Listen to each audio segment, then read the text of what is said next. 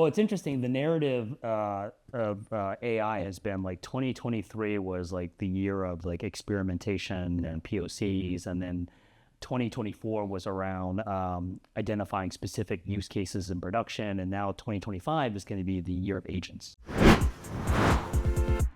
We believe this time is like no other. We refer to these as the tectonic shifts. All the hyperscalers in the world, if you add them all together, managed services will be 1.5 times larger. Because it is the customer buying behavior that has created the need for all of us to rethink our models. Until we have data quality, the effectiveness of AI cannot be realized, and effectiveness of the partnerships cannot be realized. Can you figure out first what your purpose is and how Microsoft can support your purpose and how you can support Microsoft's purpose? Now we have a partnership. It's the ultimate partnership.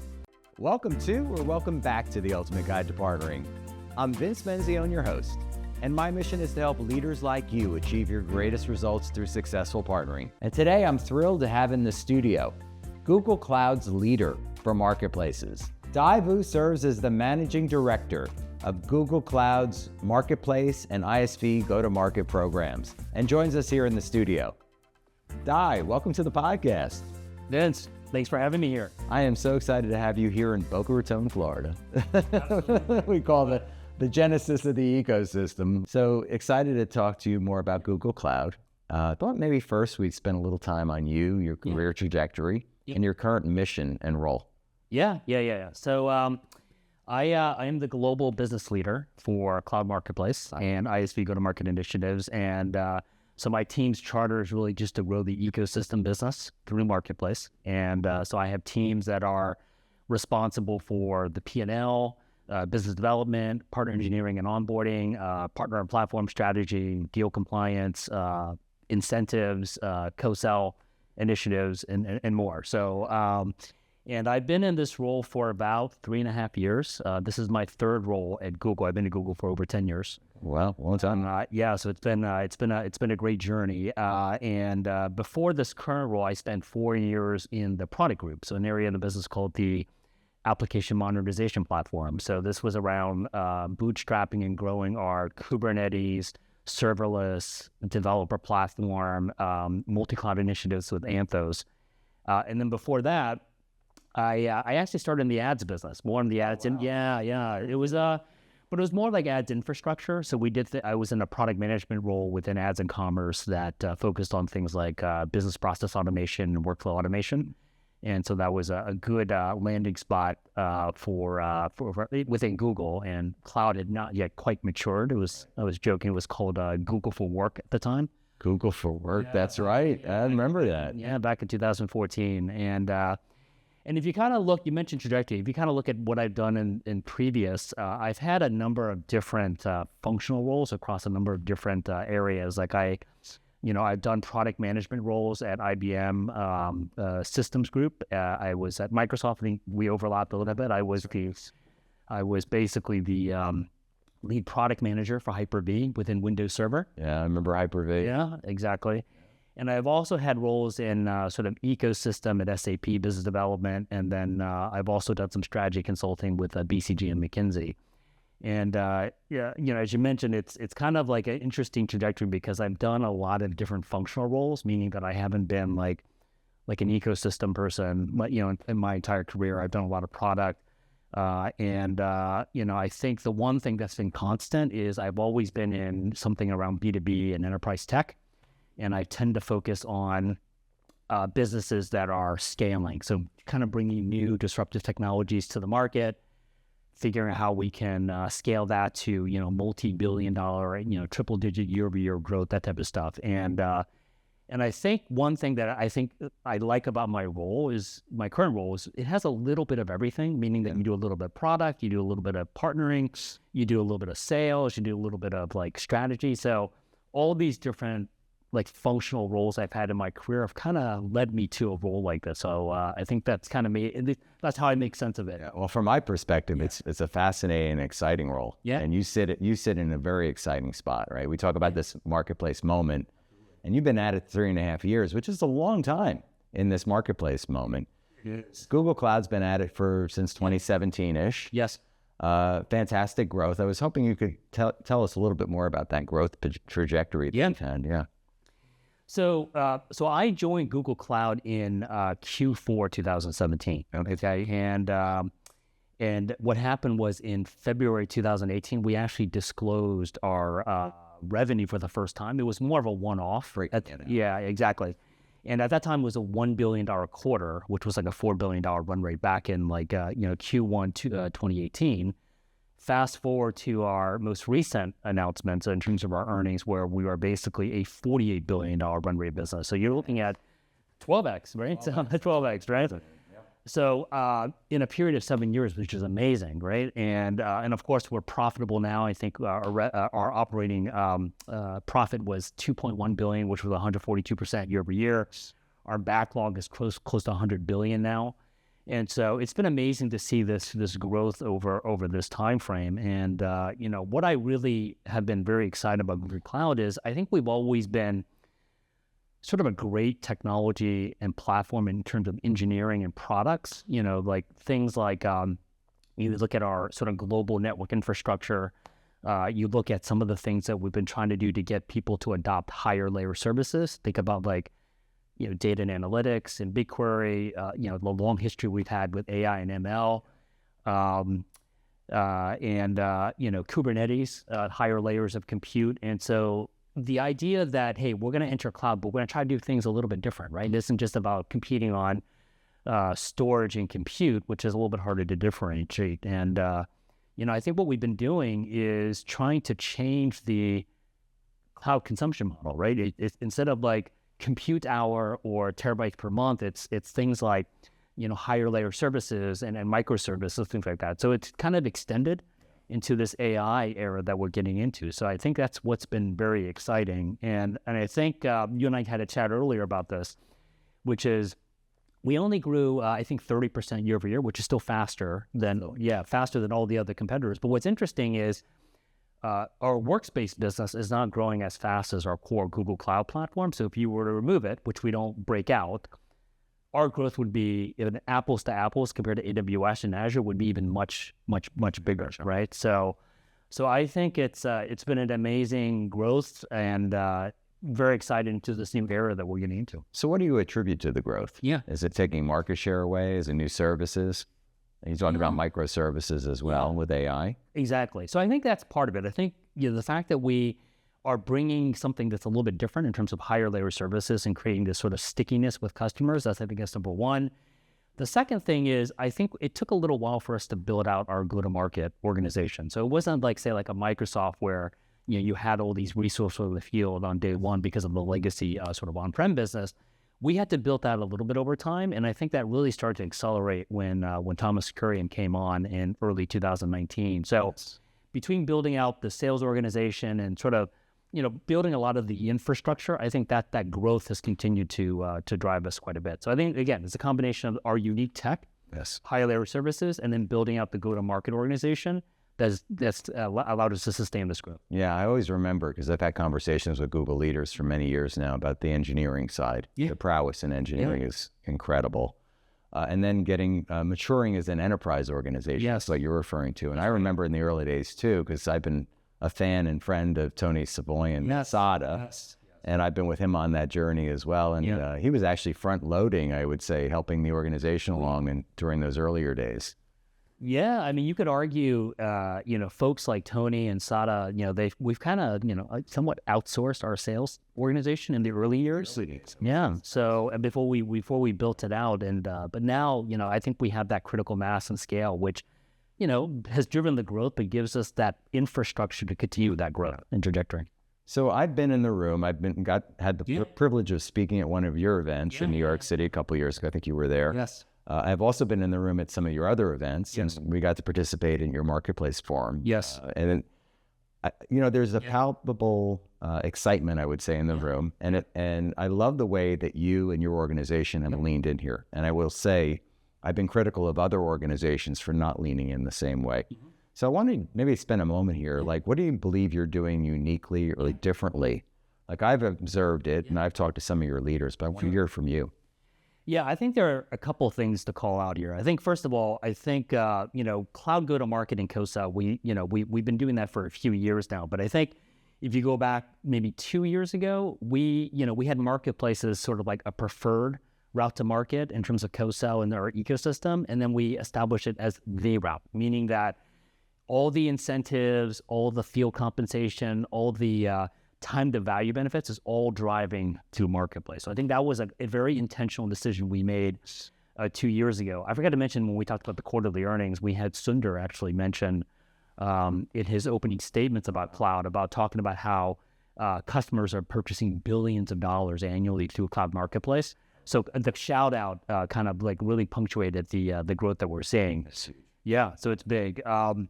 But I think what we're doing is, like I mentioned, we've invested a lot in the platform, right? So if you kind of think about the things that we've innovated, it's like removing some of the friction in terms of the customer and partner buying process. It's enabling new pricing and billing models like upfront multi-year prepay we launched last year. It's unlocking new solution categories, right? In the last 18 months, we've introduced commercial large language models from Mistral, Anthropic, and Cohere and Anthropic.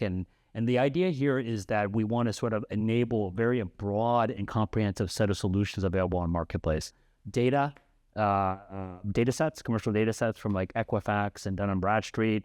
The other area is business apps, right? So that's another area where we have onboarded Workday and ServiceNow. And these are solutions that historically would not be things you would think could go through marketplace, but we're making very intentional partnerships where they're seeing cloud go-to-market and marketplace as a way to sort of grow their business. And of course, about all the incentives we align with our end customers in terms of commit drawdown.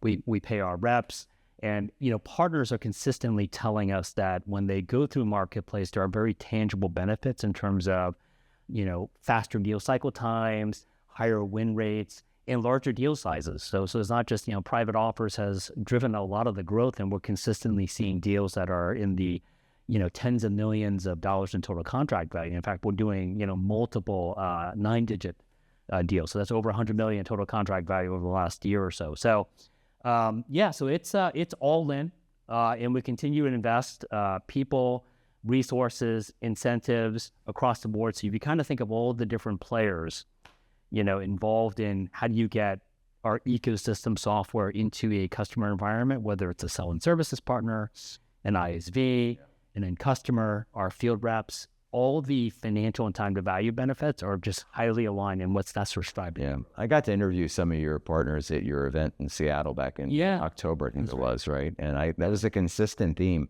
And it was what was unique about it for me is that you had ISVs, traditional software companies. Yes. But you also had reseller partners. You had the traditional ones like CDW in the room, which were kind of the old school partners. That's right.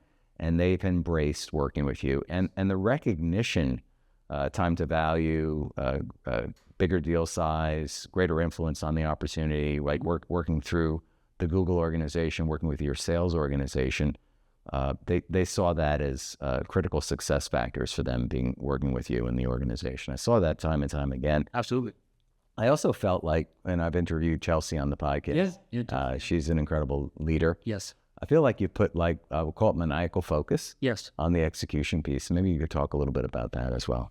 Yeah. So first of all, I mentioned about the resources. So we have scaled up our resources in the region. So this is all about helping partners, create pipeline and close deals. And Chelsea, for example, is a good example where she is highly aligned to our sales team. So that's more like a regional sort of go-to-market focus. We also have specialists who are aligned among named partners. But on the regional side, we are, whenever an end customer and a sales rep need to opportunistically identify an opportunity on marketplace and an ISV solution, we are there to support the deal, right? And so I think that's one piece. We are very big on metrics. So we have these, pipeline reviews. We have these specific numbers as it relates to marketplace revenue, and also what we call ratable revenue, which is basically, What's that? Well, what that basically means is we enable upfront multi-year prepay deals, and what that does is it spreads the payments, if you will, across the term, because that tends to be a lot more aligned to the consumption that we see. which fundamentally is a big part of the marketplace value proposition and business model, which is we collect a rev share, but ultimately what we're doing is we're seeing these solutions drive up consumption, both in the partner tenant and the customer tenant.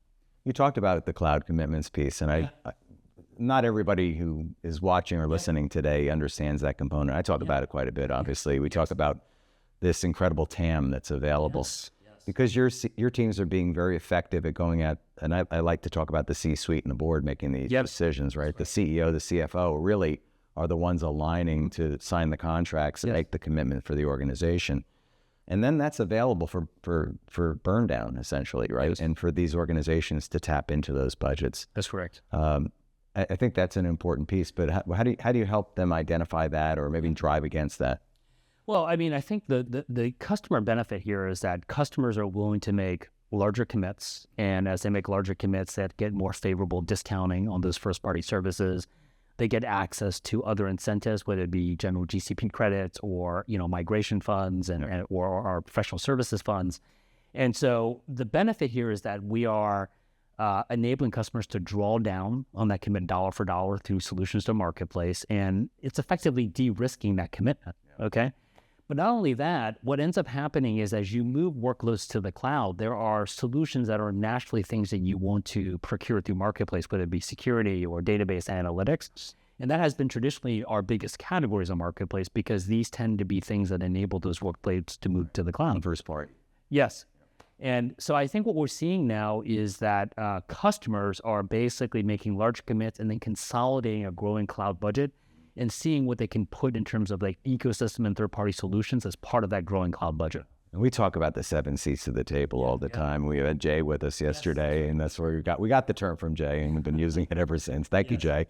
But really, that's exactly what you're describing, right? The customer is sitting at the center. Yes.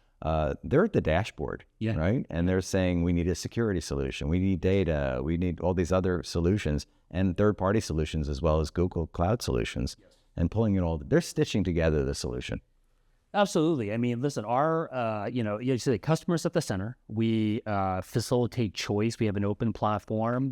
We want customers to have the right workload on GCP, and whether it's a first-party service or an ecosystem solution, we let the customers decide. They're in the best position to determine what's best for their business needs and their environment. And I think that's one of the things that has made us successful on the partnering front, which is we take a very, what I call like a first party equals third party approach, which is, how we think about marketing, promoting, distributing, procuring, consistency between first party and third party, and we leave it up to the customer to decide. I love that. One of the biggest criticisms, we talked about this yesterday, in fact, at our event. If you haven't watched the event, by the way, you can watch the event on YouTube. We're still live streaming it. But we talked about the fact that biggest criticism in the marketplaces today is, I would call it underutilization. In other words, it's mostly like private offers, big deals that we already knew about, right? So, we talked about the big guys like CrowdStrike and Splunk and others that quickly got to $1 billion or more. And a lot of that was taking their existing book of business and moving it to a marketplace. What are you seeing there? Because there's criticism that we're not really scaling some of the smaller digital natives, or even the mid-market, even upper market ISVs or software companies. What would you say to those critics? Yeah, I think first of all, we have to assess, is that a true statement? And it is fair, meaning that a big part of the marketplace growth has been what we call the channel shift, if you will, right? It's going from like partner paper to marketplace. But first of all, if that is the case, we do find that there's a lot of benefits to that too, because I think number one, what we see is when you renew on marketplace, you tend to manage the churn and the renewal rates a lot better. The expansion opportunities are greater. So I think there's a lot of interest for the ISV to basically drive these renewals through marketplace.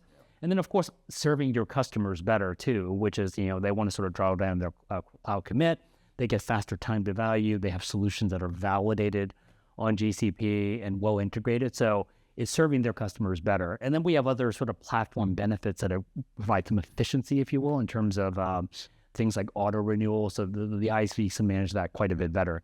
Now, what I find interesting is that one of the things that we've been trying to improve in the last year and a half is better telemetry in terms of who's sourcing the deal. okay, is that, partner source or Google source. And then the other piece is around what the incremental ACV is for these solutions that are or renewed through marketplace, where the expansions are. And I think what we're doing now is we're getting better visibility into this. And at some point in the future, you can imagine that we'll start to, put metrics against our reps to identify net new pipeline and net new deals or incremental ACV.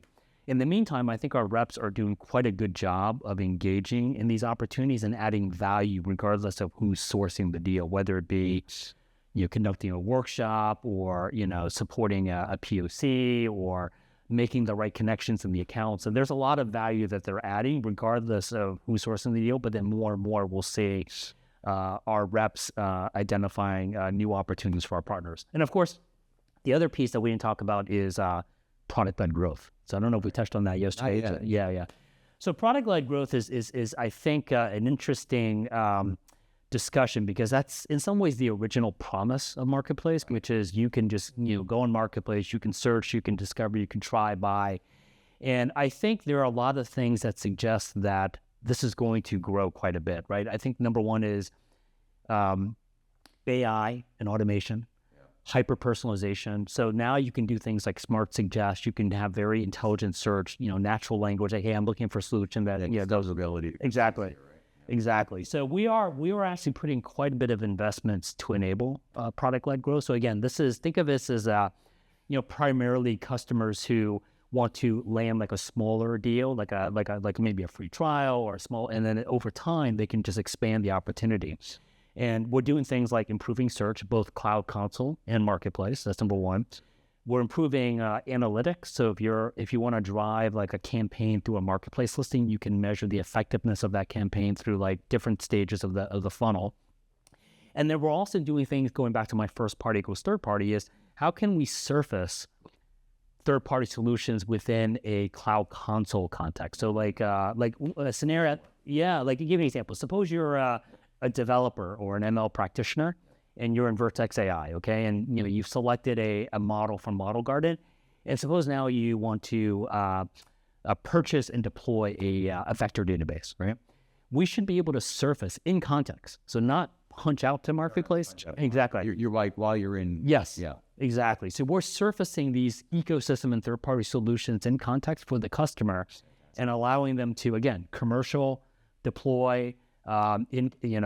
Seamlessly without having to go to a different interface. So again, this is blurring the lines between first party and third party. I mean, it's taking some of the core strengths of Google as an organization from search and really they're at the forefront of AI. Let's just discuss that. Maybe didn't lean in first, but leaned in right after. Yes, exactly. And I feel like it's a neck and neck there, right there. I mean, in terms of the growth. Yeah, no, absolutely. So I think this is again, this will start off as where a lot of the developer focus or open source, where they thinking like Mongo, Confluent, Elastic, those will start. But I think this will extend to other solution areas, and so I think this is going to take off, and we're investing quite a bit in this area. Yeah, let's talk more about AI. Let's talk about agentic AI. Right? And agent AI. And the autonomous enterprise. How is Google planning to capture this opportunity?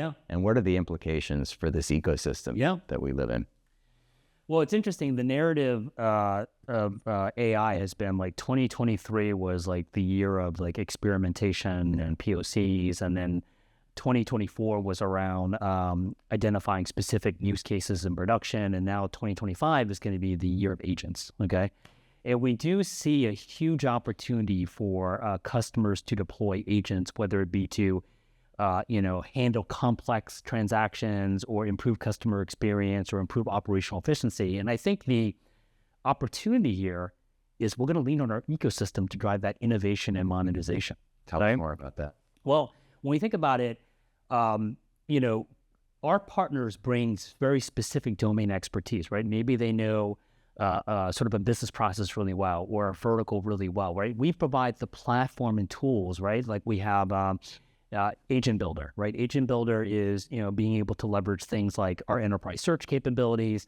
It's being able to create sort of connections and calls to LLMs, as well as connecting to data sources. And of course, Marketplace will be the primary place for our customers to search purchase and deploy agents from our ecosystem. In fact, we announced in November last year this initiative called Agent Space within Marketplace, which is where customers can basically search agents that are deployable on Vertex AI and leveraging any third-party LLM that's running on GCP. And so I think this is going to be big. I don't know if it's going to be the death of SaaS, but we do think hundreds, maybe thousands of agents will be coming to market. And again, that could be within an application to improve the overall experience, or it could be sort of these standalone agents that our partners can monetize. So I think this is a big area. And again, we're going to lean on our partners in the ecosystem to drive a lot of that innovation. I love that. And it struck me when you were talking about verticals and industries. I was thinking about healthcare. Yeah. I was thinking about financial services. Chris Sokolowski's been a guest here multiple times. You know about Chris. And thinking about like outcomes, driving outcomes, and these agents really helping to streamline all those processes on the back end of those. That's correct. I mean, that's another area that I think Marketplace is going to help facilitate, because historically Marketplace has been a very sort of like product SKU focus and ISV focus catalog. But over time, and you've seen we make the steps to enable other partners to participate in Marketplace, whether it be resellers or services partners. We actually just made professional services a formal solution category on Marketplace. So now if you have the sell and services partners involved, you can start to think about things like, how can we drive business outcomes as opposed to purchase products, right? And you can start to define things like pre-integrated solutions, which combines like an SI with their unique services and vertical expertise with a couple core ISVs, as well as a large language model and maybe some core data, and put this together to sort of drive some meaningful outcomes. So I think the evolution of Marketplace will be, how do we take all these sort of like one-off complex transactions and put it in a way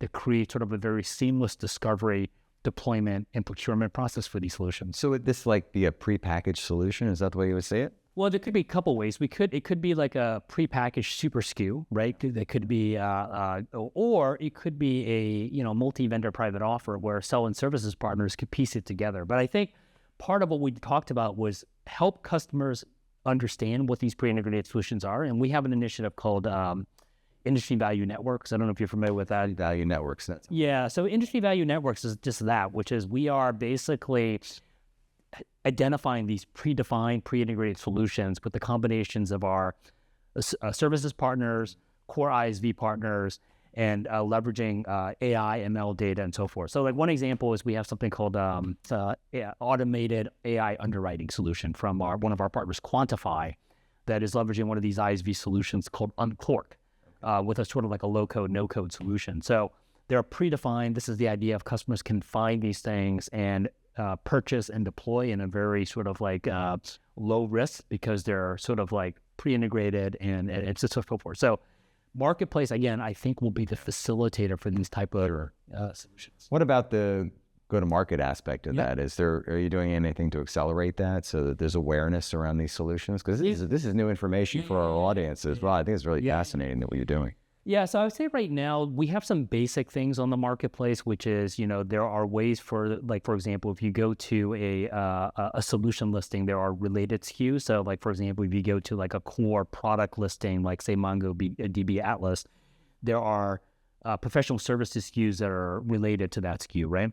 I think what we want to do is, going back to how we think Marketplace is going to evolve, is really think about this sort of AI and natural language processing to say, hey, I'm looking for a solution, and we can surface the set of SKUs that would sort of make up that sort of pre-integrated solution. Now, that's a little bit further away out, but these are the type of things that I think we'd want to innovate. Now, Industry Value Networks are available today. I think we have somewhere in the orders of like 40 IVNs defined with a number of different partners. These are like super SKUs.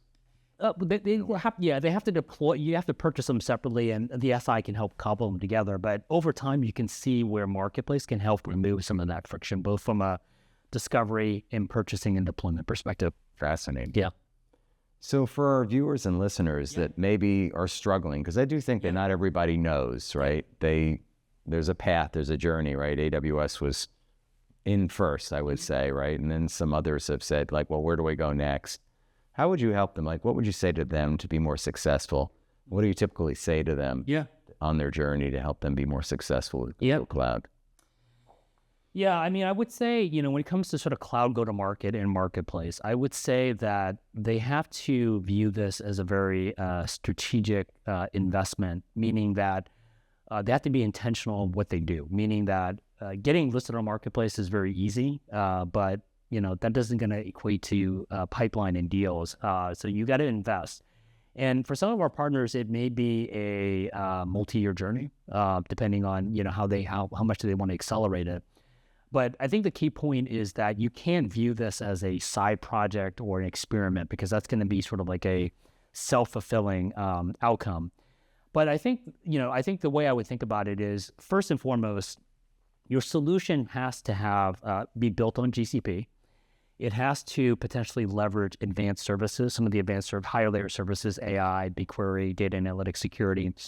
And I think you have to have a very strong better together story. Like, why is the combination of Google Cloud with your solution better than alternatives? You have to remember, we have like thousands of listings on Marketplace. We have 300 first-party services, and you have to stand out, right? And our reps are always trying to find the best way to serve their customers. So if you have a compelling solution and you have a track record, they will find and work with you, right?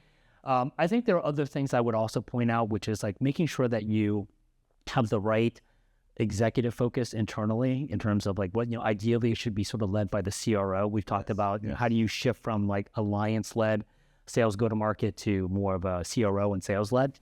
And then making sure that you have the right, operational capabilities in place, whether it be, like a private offer deal desk, or making sure you have the right policies, whether it's like price neutral, comp neutral, and then making sure that you enable your sales rep to talk about marketplace and how to drive solutions to marketplace and talk to their customers about it.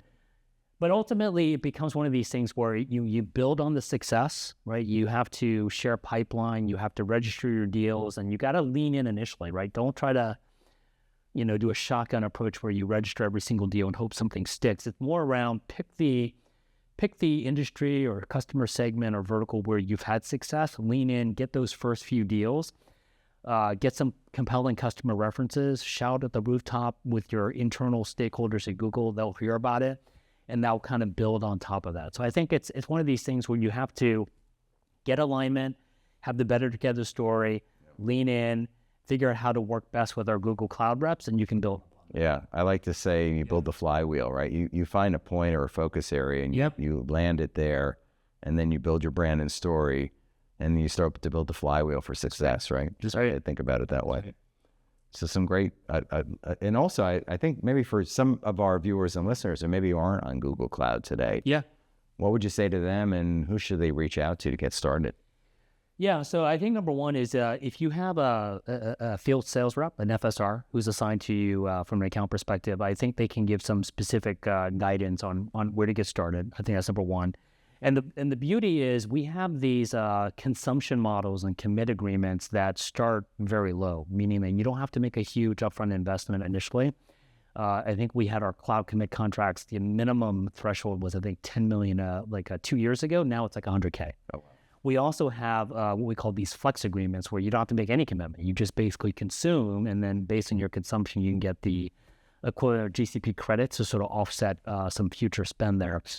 And then we also have a number of resources that support the field sales rep, which is, how to think about how to architect your solution on GCP, especially if you're coming from on-prem or another cloud provider, which is best guidance. And of course, marketplace, I would say, is something you need to think about as you scale your go-to-market. I would say that, make sure you have, pricing and product market fit before you get listed. But, once you have those things in place, I think there are some good opportunities to scale your go-to-market working with us. Yeah, and then there's some engineering challenges for some that don't have the technical chops in-house. And then we have some enablers. Yes, that's great. We have organizations like Sugar, who was at our event yesterday, that's right. that can help you along with that journey. Yeah. In fact, again, if you make a commitment, as part of your commit, there are incentives, and those incentives can be used to pay some of these integrators like Sugar and Tackle and Workspan and others. Well, very cool. So we're living through interesting times. I mean, talk about the rapid change and transformation. I've been talking about this tectonic shifts we've been seeing. Absolutely. And this year alone, I mean, we got off to a grand start in terms of shifts, right? We had Stargate, we had DeepSeek. I call it the DeepSeek moment. It's already past us now. We're not even talking about it any longer.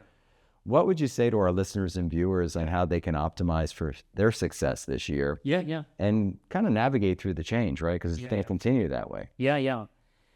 Yeah, I mean, I would say a couple of things. Well, first of all, on the marketplace front, if you're not thinking about marketplace, if you're not thinking about cloud go-to-market, you have to start in looking into it, right? So, I mean, the world is moving to marketplaces, and at minimum, it needs to be part of your playbook. I mean, it may take some time to sort of scale up, but figuring how to get listed on marketplace and scale your cloud go-to-market, that's one. On the AI front, I say you have to embrace it. This is an interesting area where, I think a combination of looking at things like how can you improve your overall customer experience, how can you improve your overall product experience. I think you have to invest in understanding how you can leverage AI to just improve your product overall. It doesn't have to be a standalone product, right? It could be sort of like a co-pilot or agents that you build into your application and again, drive better outcome for your customers.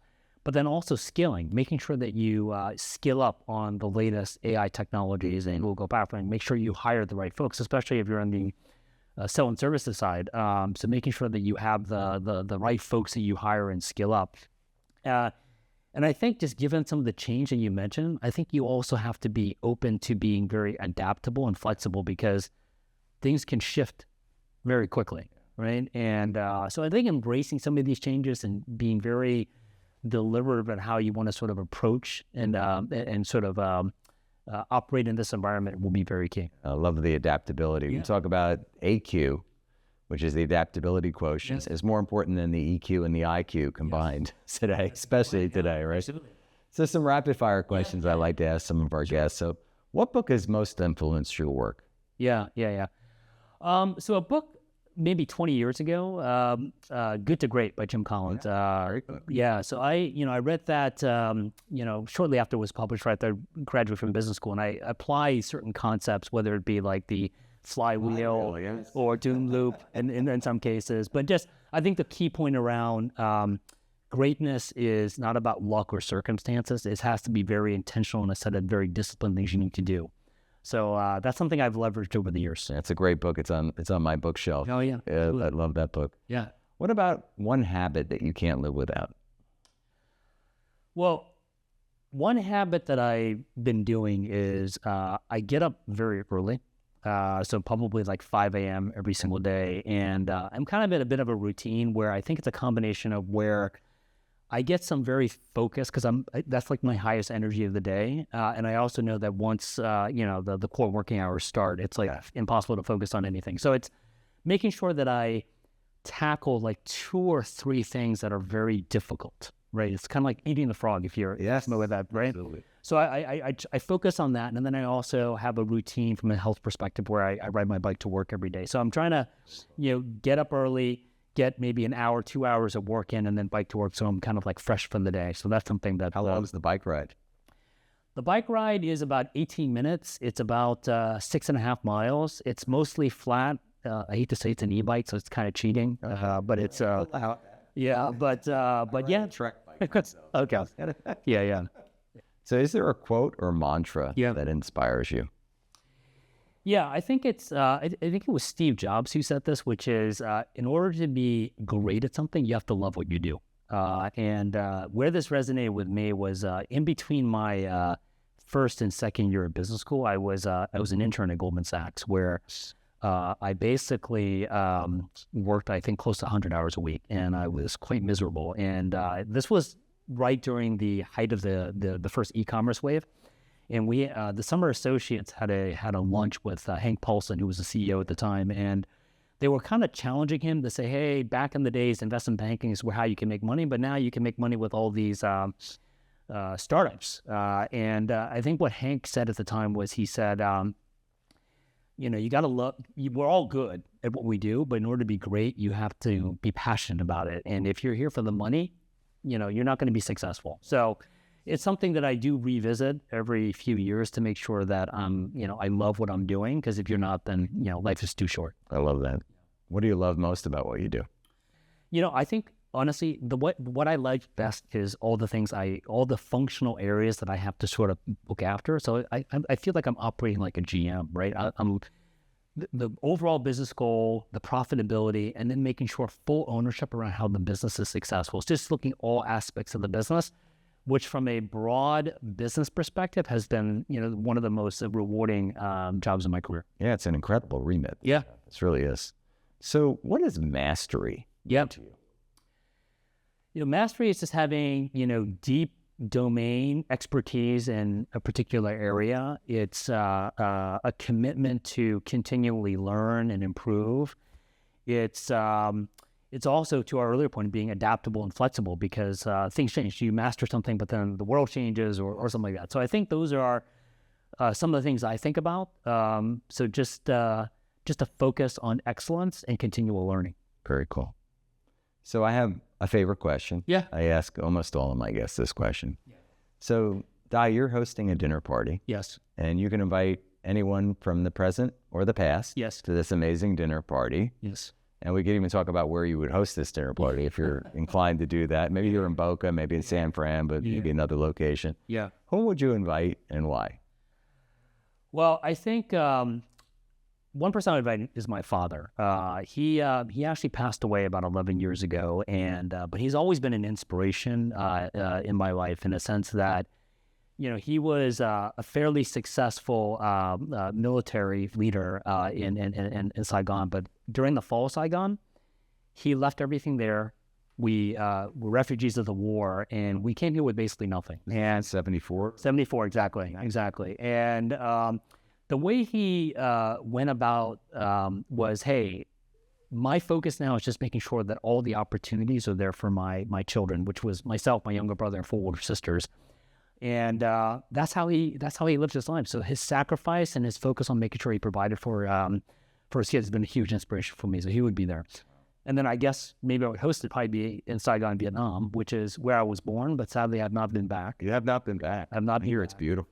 I know. It's incredible. I know. I just got to find, block out some time to be able to visit it. But that's probably where I would hold it. And then, the other folks I would invite are people who I think would be very entertaining, people who would be involved in very engaging discussions. So a couple folks that come to mind is maybe like Jon Stewart. I find him very witty and humorous, and also very provocative conversations. And then maybe another one could be like a Serena Williams, who, one of the greatest athletes of all time. Lives down here, by the way. Lives in Jupiter. Well, she spends half her year in Jupiter, Florida. So. Oh, I didn't know that. Okay. Yeah. So, that would be interesting conversation to hear about some of her great triumphs in her career. But then she also has passions outside of sports, like fashion and philanthropy. So I think, having a very sort of engaging, witty and thought-provoking discussions, I think that would be an interesting group. Oh, that would be very fascinating. Yeah. Maybe I'll come along and bring dessert or something. Yeah. How's that? I'd love to meet your dad, and he must have some incredible stories. Yeah, he lived a full life, and and I think would be great to have dinner with him with my guest. Well, I really enjoyed our time today, Dai. So great to have you make the trip out here to Boca for our event yesterday, and to be here today in the studio with our viewers and listeners. And I just want to thank you for your support of Ultimate Partner and for being an amazing guest for our audience. Well, thank you, Vince. It's been great being here, and I look forward to work with you on the basis. Thank you very much. Thank you, Dai. Thank you for watching and listening this episode of The Ultimate Guide to Partnering. At Ultimate Guide to Partnering, we strive to bring you great leaders like Dai to help you achieve more. And if you like what we're doing here, please like and subscribe to the podcast.